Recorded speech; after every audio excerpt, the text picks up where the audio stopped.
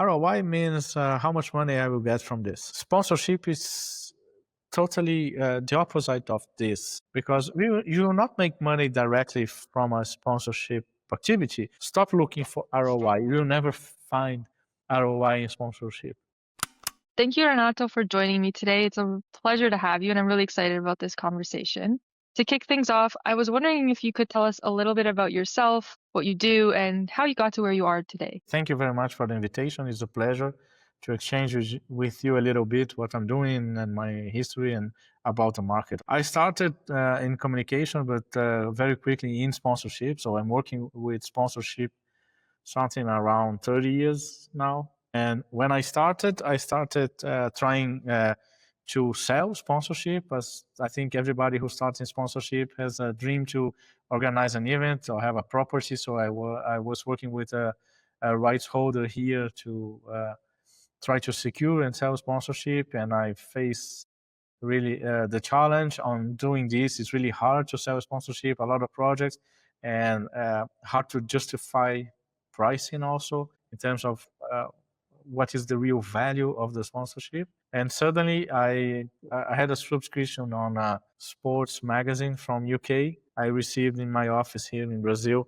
the magazine with a huge ad on a company named SIS, in Sponsorship Information Services. The ad was saying prove exactly how money you worth for sponsors or something like that was that. I say, okay, let's call the guy and maybe he can provide with a study in our property. When I called them, I had a chat with Mark Cornish, who was at the time the CEO of the company, the owner, and he replied to me, okay, that's fine. You want to establish my company in Brazil? There's no problem at all. I said, yes, exactly. The reason I'm calling. So it was just like a coincidence. And we started the company in Brazil, and that's how I started on valuation and studying and methodology in terms of the value of the sponsorship. After a few years, then I quit SIS because the company was acquired internationally. And then 14 years ago, I started to work with Sponsorium, that is a Canadian-based company who actually provide brands, specific for brands and sponsors only, a software with a methodology of return evaluation that allowed sponsors to create their own criteria to evaluate if the project matched their own objective. No project is 100% good for every brand. It depends on what the brand are looking for. Could be a good project for ones, not for others. So that's the way we manage. We believe that first of all, we must understand what the brands want. And that's my history. I started in 2013 with them, and now I'm vice president of business development in Latin America for sponsoring that. So I was involved on this in terms of looking if it makes sense for a brand to invest in a project, and that's how I am now. Mm-hmm. That's so interesting. Yeah. It's an area I don't have a lot of exposure to, so I'm really curious about the logistics and the impact. But before we get into that, I wanted to ask, what did the sponsorship landscape look like when you first started, and what's changed since then? Like, what have you noticed has really shifted in the industry? Yeah, when I started, most of the projects was the deal was based in relationship. Director of a company, they like tennis for a reason, and they have a relationship with the owner of a tennis event. Probably he will sign an agreement with this tournament because he's really liked to tennis and has his preference. Okay, so this, when I started, most of the agreements was based on this. It had something at the time that is really professional, but 90% of the agreements was based on this. After that, a few years after that, those brands needs to justify their investment because, okay, it's your preference, but I want to see that we are receiving as a brand what we want. So the market at that time was looking for metrics, and the only metric they found out that it was justifiable, if the words exist, but is media exposure. Okay, I'm paying for a project. My brand is out there. The event will receive like a media coverage. And in the media coverage, my brand will appear, and there's a value, like a media value, and how to calculate the media value of the exposure I'm receiving because I'm sponsoring the project. And this was the only metric accepted by the market at that time, and the only metric that the market really cares about. So, and the market stay like that, the marketplace, or stay like that for almost 15 years, 10 to 15 years, evolving with the metrics. But the only way to look if a sponsorship makes sense, it was the media exposure. And this changed, let's say, 20 years ago, or 15 to 20 years ago, it changed a lot. Right now, brands once they understood, I think brands now today they understand that sponsorship is much more than media exposure. Media exposure is there, but the reasons that I can have a deal or analyze if the project is good, it's way beyond than only media exposure. And this was good for small projects because sometimes the small projects, they are not that good in media exposure or media value, but they are really good for relationship. They are really good for be close to a small specific audience. So there's a lot of other reasons that brands realize that they can have as a value in a sponsorship agreement, but media exposure. So, and this is the marketplace. It's really a diverse one in terms of type of projects, type of sponsors, and what they are looking for. So I think this was really the change in terms of when I started and how is the landscape, right? I mean, it's reminding me a lot of even how companies will do like social media or whatever, and they get focused on the vanity metrics of how many likes or how many views they got. But the bottom line, the revenue is not changing because they're not either hitting the right people or the right intent. And that's not actually what, like, the point of marketing isn't just to get exposure, it's to get revenue or something in the bottom line. So yeah, it makes a lot of sense. But I'm curious. What to drive to revenue? It's not revenue directly, maybe, but yeah, of course, what I'm getting in by the end of the day, it must lead to increase in revenue. Yeah, because So where do you see the biggest misconceptions about sponsorship ROI? Is there any particular things you notice companies continuously getting maybe a bit not wrong, but like their attention is not in the right place? Yeah, because ROI, if you look into the real meaning of ROI, it's bottom line, it's cash. So ROI means how much money I will get from this.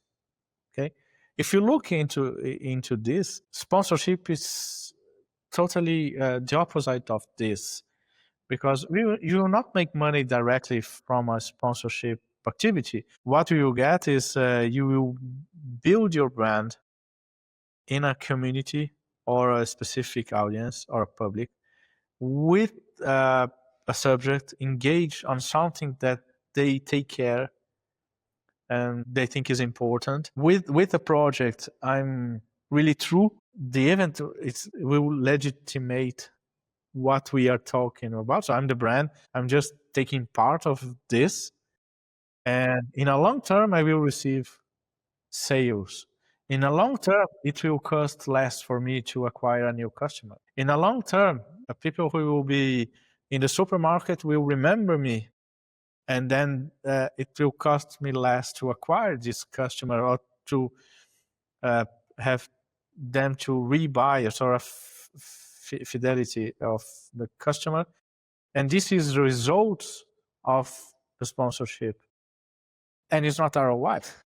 So in the long term, so the misunderstanding, in my opinion, is have a sponsorship platform and always trying to look, so it's my ROI. So let's calculate. So, and that's why media in the past was an answer for this, because I don't know how to calculate the impact in my business directly. So let's make a calculation on media, and the good is ROI, because media, I'm not paying, I'm paying less, I'm paying more. So now the market is a little bit different. So, but we still face brands looking, so I need ROI in sponsorship. So the misconfusing thing on this is stop looking for ROI. You'll never find ROI in sponsorship.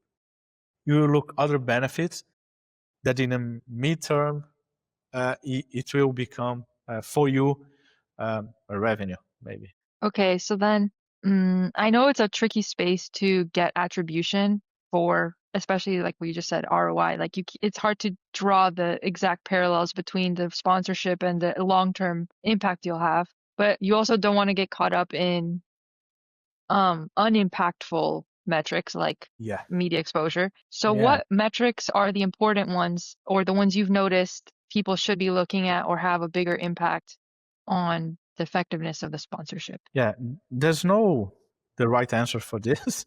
But what I will exchange with you, I will share with you now what I'm seeing that the market is going, and it's understandable, because I think the right answer for this is what the brands trust as a result, because the brands are paying the bill, and by the end of the day, who is paying for all of this? It's the brands who are investing money on events or cultural projects or anything like that. So there are three things they can look that is important for the brand and the sponsorship portfolio are bringing to the brand, and this is good for the company, is like activations, be closely to their target or customers. So these events can generate, and they understand that in terms of company, this is good for the brand. It's good for them. They know that in terms of results, it's good for them to be close to their customers or close to the target that will become in a way a new customers. So this is one metric that the market understand. So activation. The other thing is relationship. So if I'm able to be in another environment with my actual customer, that is not only in the table discussing terms of an agreement, let's have a drink together, something like that, in a way that is not them inviting the customers to do that. So it's a strange way of doing, but it's an event we are sponsoring. Let's go there. Let's have a good moment together, and this will generate upsales. This will generate a good relationship. This will generate renewing. They understand that having a good relationship will impact the business, and events are good for this. So this is the second metric that is good: relationship. If I have a relationship on the event, it will impact in a way my business in a short, middle, and long term. This is the second one. And the third one is generating meaning for the brand in the market. So I'm talking about things that is important for my target, not only about myself or my brand. So when I participate on an event, I'm talking about other subjects.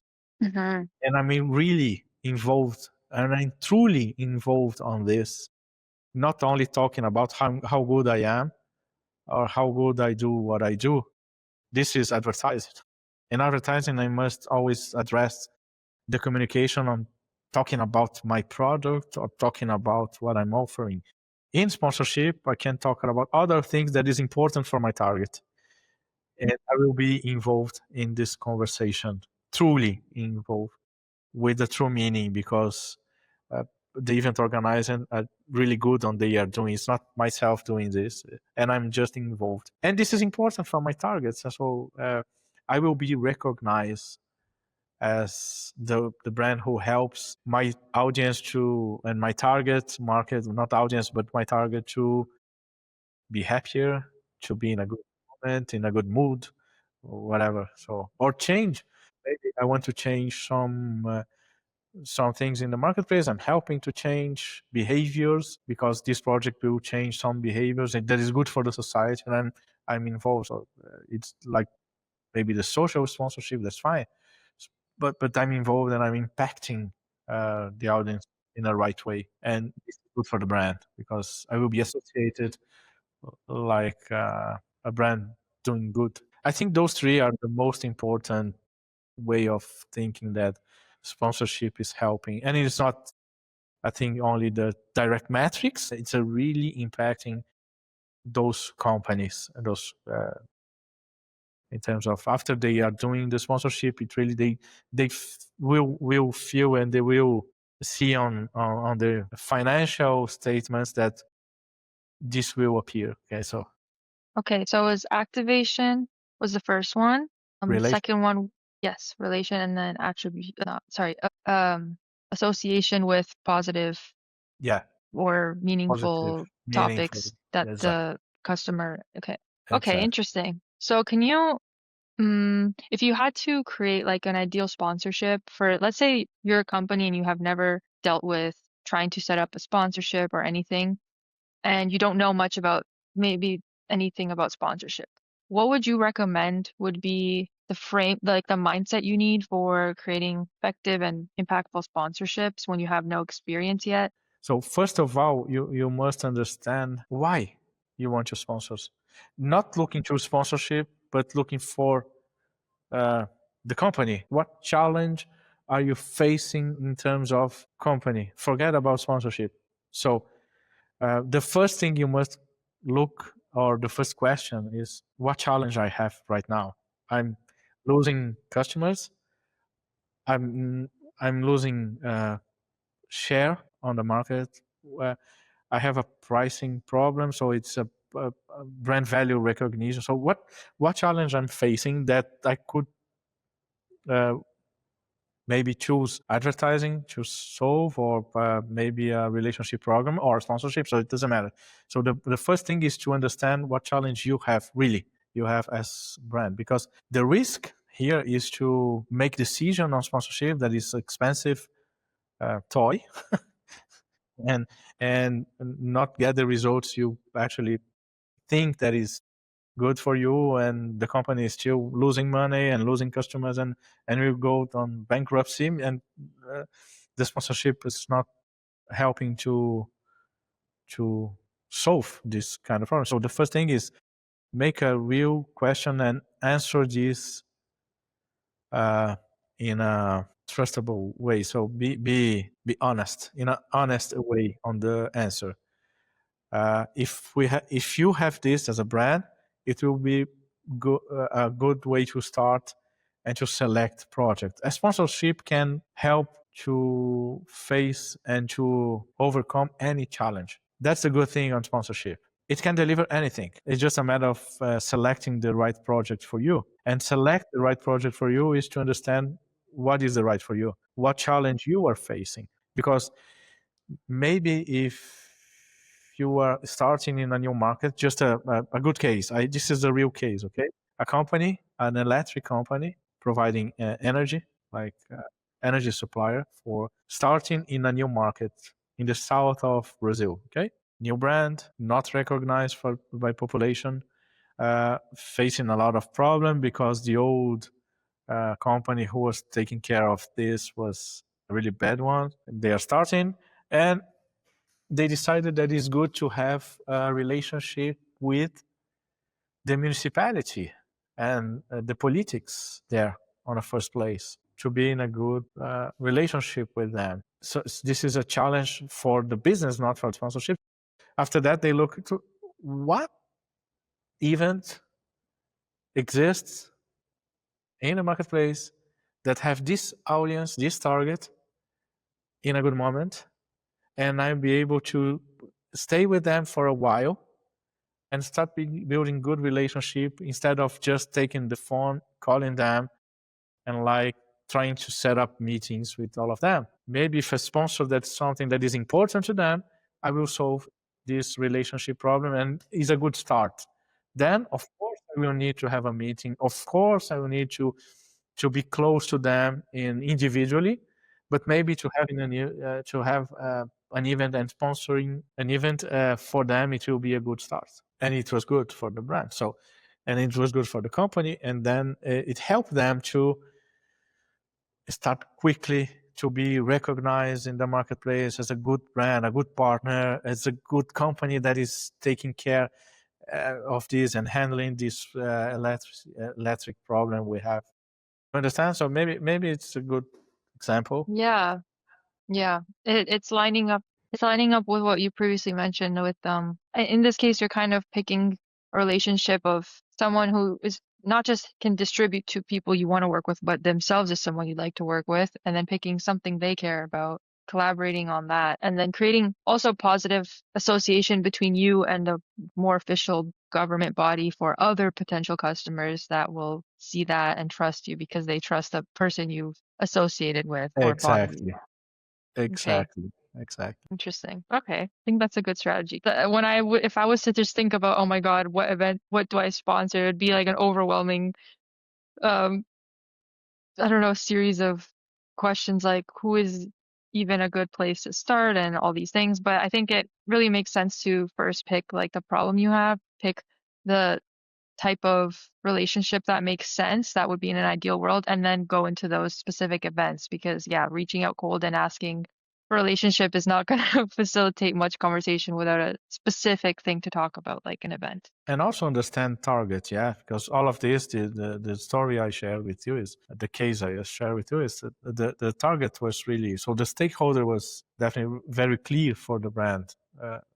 What are the target they must connect with? So in a nutshell, it's like life. So if you don't know where to go, any path is good. Any way is good because you don't know where are you going. So you're going. So you must define where to go and then choose the right chemin en français, the right way, the right path. Yeah. Yeah. Okay. Well, I know you've had quite an impressive amount of experience in the field, so I'm curious if you had any like specific challenges or lessons you've learned throughout your career that someone else might be able to learn something from. Yeah, actually, what I shared a few things that I learned in almost 30 years working with in the marketplace, not only with sponsorship, but what I really like to share is that your network will not make your business a successful one. Your network will only open doors for you. Sometimes we build a business thinking about how good is our network or how big is our network, but this is not a solution for a business to be established because network is good only to open doors so people will listen to you. If I don't have a network, a good network, I will not have people to share what I'm thinking or what I want to sell. If I have a network, they will just at least listen to me, but it's not a guarantee that I will sell to them.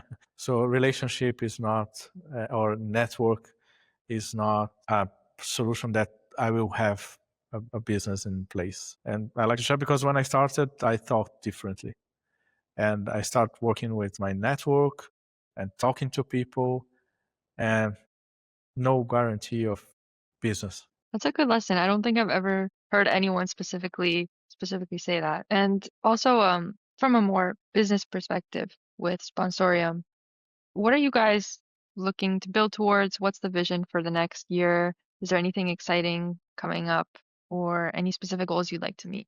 We are developing a lot of new things. We have a new version. So, but what we learn and how we and this is a lesson from Pulpit, no, that is now the CEO of the company, is the founder and the CEO, and we are all aligned with this, is that to build a good product, you must listen to your customer. No one is better off from the business development or product development than your actual customer. Listen to them. So what we did for the past year is listening what our customers are asking for, what they are asking, what they want, what challenge they are facing. And if we develop our software in that way, of course, we will be the best product in the market.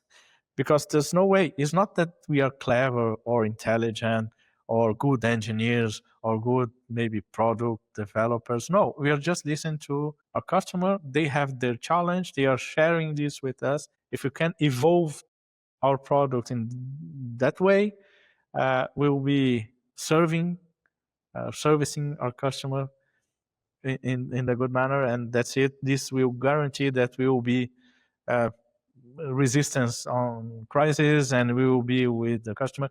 That's why we have 97% of renewals, and for the past years, 100% of renewals. I think these results on sponsorship on sponsorium shows that this is the right way of doing software products. Sharing one more thing facing non-sponsor. So we are developing a lot of good things, good versions, good solution, but always facing this in this way. And I think this is good to share to other companies also. So if you are developing a software product or a product for companies, or it doesn't matter if for individuals, listen to your customer prior to start in the room to project new features or new versions. Go to the market and listen who are really investing in you. So it's an actual customer. They are putting their hands in the pocket and investing in you. Why?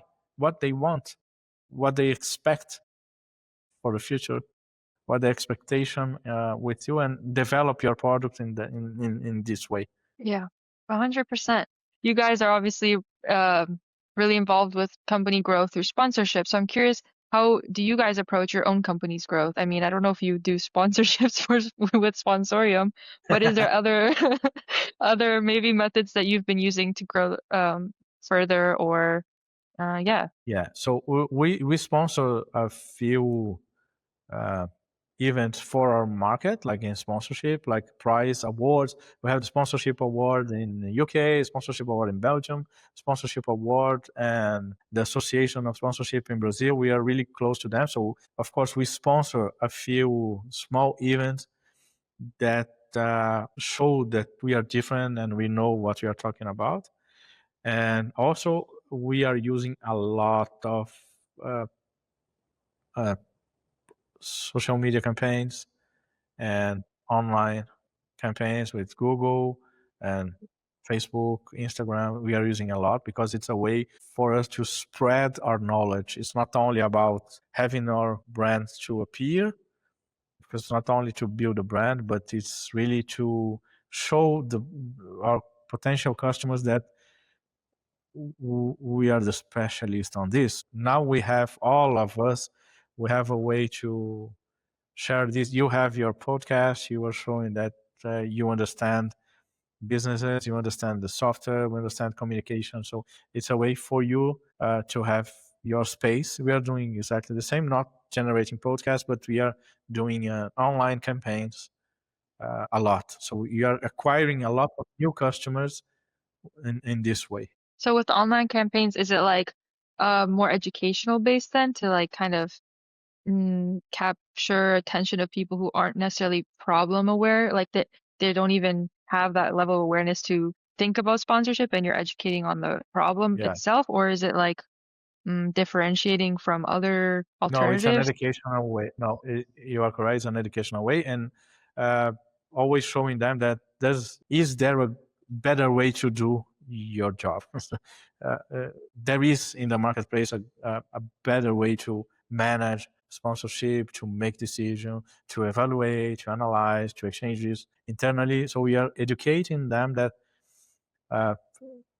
there is a better way of doing this, and we are here to show how it is. How have you guys found to be the most successful way of educating your ideal target audience? Because there's so many ways of approaching campaigns and stuff, and like lots of different companies try to do more educational based marketing, some more successful than others. So I'm curious what you've noticed has been really resonating with your specific customers or people who interact with your content. What we see that as a good results is to offer like a real hands-on on what we are educating them. So it's a workshop established in your company. So the people who are working with sponsor, they must see their own brands there. So in theoretically, I understand that is good, but and for me, it works for me. So what we are, the next step on our campaign, or what we are challenging our audience to do is give us a call and let's build your own criteria pro or criteria pro is not, let's build your own set of criteria. I'm telling you that it works, but let's try with your own brand, with your own group of criteria. Let's build this together, and you will see with your own hands that this is a good way, and the thing is missing for your good sponsorship strategy. That's how we are converting educational in something real, not only theoretically that is good, or only theory of sponsorship. Okay, awesome. Yeah, I think that's really smart because you can get very caught up in trying to create all this like guides and PDFs and studies and videos and whatever. But at the end of the day, I think when you, as an individual, get to see the actual impact of the product, that's Yeah, most if it valuable. works, yeah, it works. The free trial is also always a great way. Yeah. Exactly. Okay. Free trials. Yeah. Thank you so much for sharing your lessons and your expertise today. I actually learned a lot and it was a lot of fun. So thanks for coming on. Thank you very much, Christina. It was a pleasure to exchange a little bit with you, and hopefully see you soon.